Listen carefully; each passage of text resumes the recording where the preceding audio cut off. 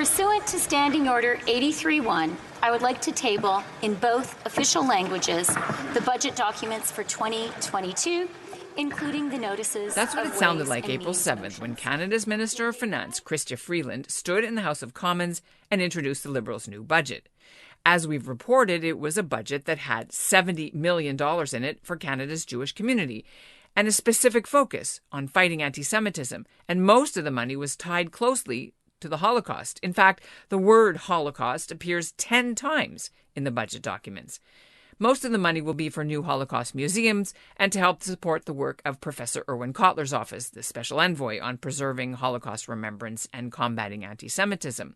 And way down on page 275 of the budget is a promise that, for all intents and purposes, will make it illegal to deny the Holocaust.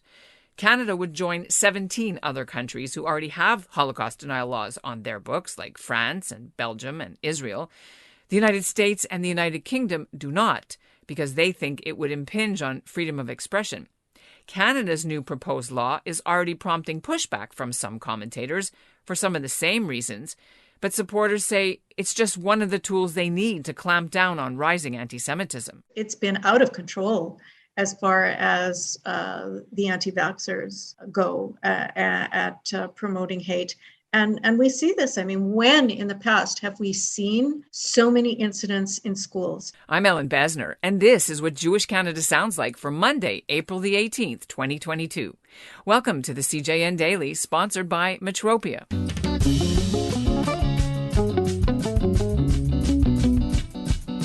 There are 2 or 3 sections in the criminal code which experts say already cover anti-Semitism and Holocaust denial. They're sections 318 and 319. Indeed, the government's own website says Canada's criminal code already has some of the strongest provisions in the world about speech that willfully spreads false information that can hurt people. So commentators like the National Post's Terry Glavin and Chris Selly and the Globe and Mail's Robin Urbach have all written about the proposal. They say the new law is redundant. One of them worries it will stoke anti-Semitism even further when haters wonder why the Jews are so powerful that they can get a specific law just for them.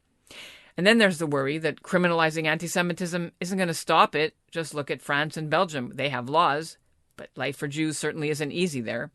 Coming up, Belle Jarnewski of Winnipeg's Freeman Family Foundation Holocaust Education Center will be here to break down the proposed Holocaust denial bill. But first, a little note about Passover. I'm Harvey Engelberg in Normandy, France at the Juno Beach Museum, and this is what Jewish Canada sounds like.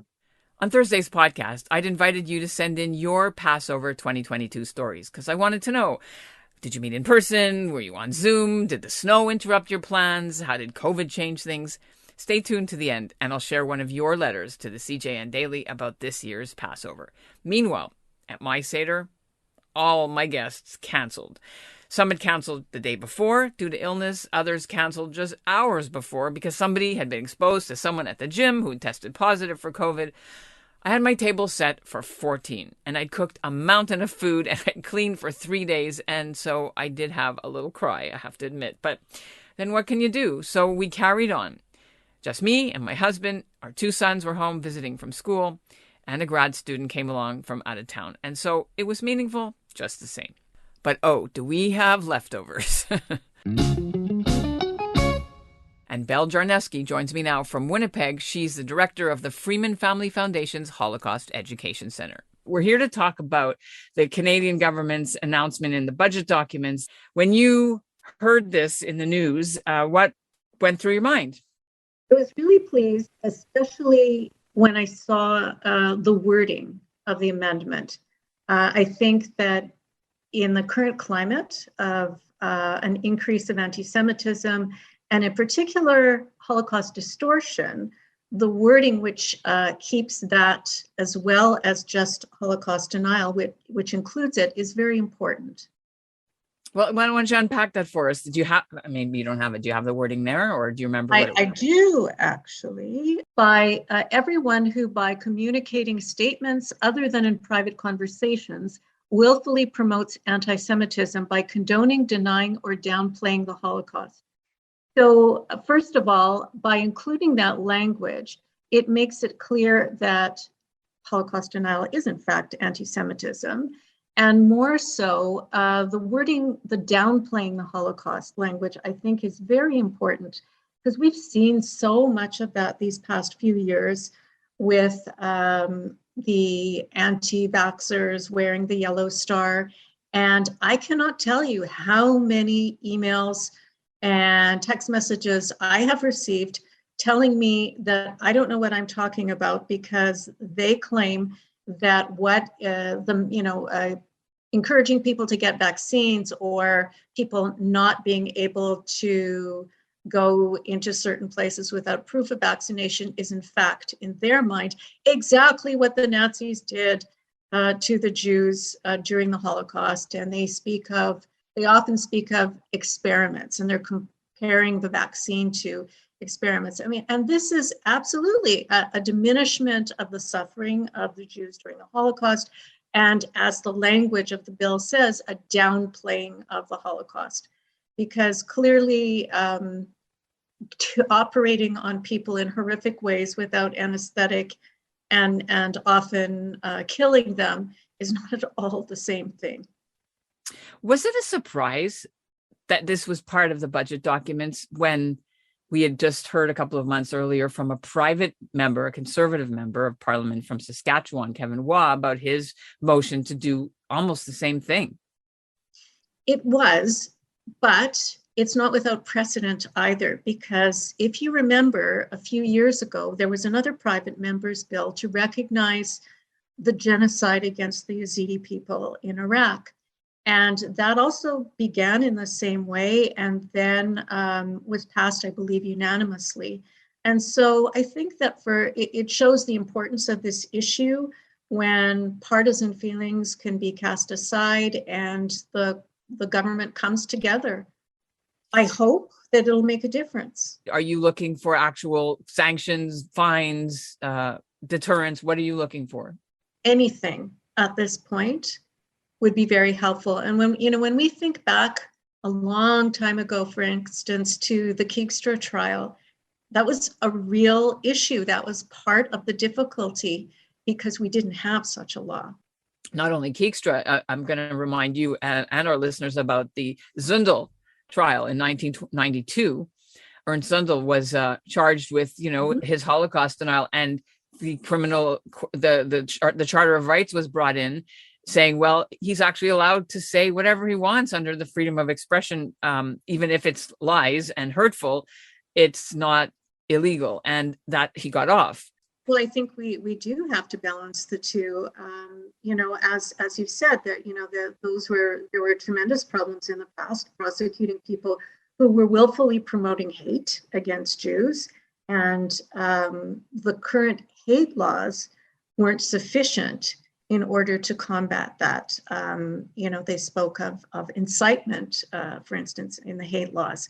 Well, just because someone doesn't come out and speak of incitement as far as, we should go and commit violent acts against Jews, etc., that doesn't mean that it doesn't end up that way. The United States and the United Kingdom both do not have Holocaust denial bills or laws. They chose not to because of, even Deborah Lipstadt is not a fan of and she just was confirmed, I guess, as the U.S. Holocaust denial czar. What Canada does, how do you put that into perspective? Okay, so first of all, we know that in the United States, the laws on free speech are, to my mind, a little problematic because you can say just about anything, the neo-Nazis marching, etc. Now, in the UK, I would say it's different because UK is one of the only countries that mandates Holocaust education by law. And it is the only type of education, that type of education that is mandated by law. Also, the United Kingdom has implemented the IRA definition on anti-Semitism very broadly. There are several universities. There are football clubs, the police, the judiciary. And so I think that because they've done that, perhaps it's not as much of a concern as it would be here in Canada, because we certainly haven't done that. We haven't mandated Holocaust education. That's an ongoing issue. And we know that by that recent poll, that there's so many kids who know absolutely nothing. And yet, on the other hand, 92% of them said that they would like to know more. There are those, including Professor Ruth Weiss and Dara Horn, and those who say that if this is all people know, which is that Holocaust denial equals anti-Semitism, then how do you teach them about live Jews of today? So what risks do you see, if any, in having this new law, new criminal code amendment that will kind of only focus on Holocaust and not the broader racism and anti-Semitism that is happening as well? I think it's a start. We do need to move forward, but I do disagree with, as much as I respect both of them, I do disagree with that opinion because, I'll give you an example. For instance, the symposium that we had a Holocaust survivor in conversation with Negan Sinclair. The Holocaust survivor is 94 years old. He is a survivor of the Warsaw Ghetto. He survived in large part because his cousins, who were combatants, sneaked him out of the ghetto. When he came to Canada, he went to medical school. He became a vascular specialist, and he participated on the first open heart surgery in Manitoba. This is an incredible story of resilience, and there's so many of them. And actually, as we renovate we're completely renovating our museum. These are one of the things we want to focus on. And of course, we need to show those stories as well. But their story of what they went through is very important as well.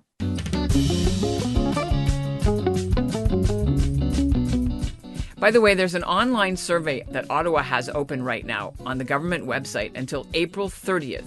You can fill out your views on how the government should tackle racism and hate. We put the link for you in our show notes. And that's what Jewish Canada sounds like for this episode of the CJN Daily, sponsored by Metropia. Integrity, community, quality, and customer care.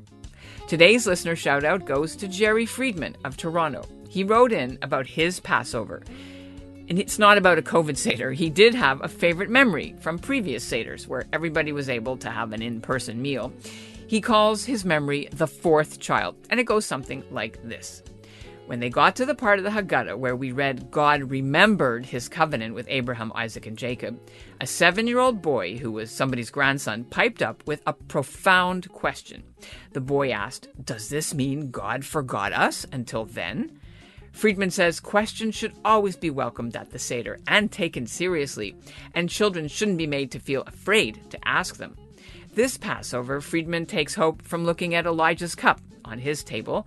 For the day that Elijah comes, he says, children and parents will be reconciled, all the disputes will be resolved, and everybody's questions will be answered.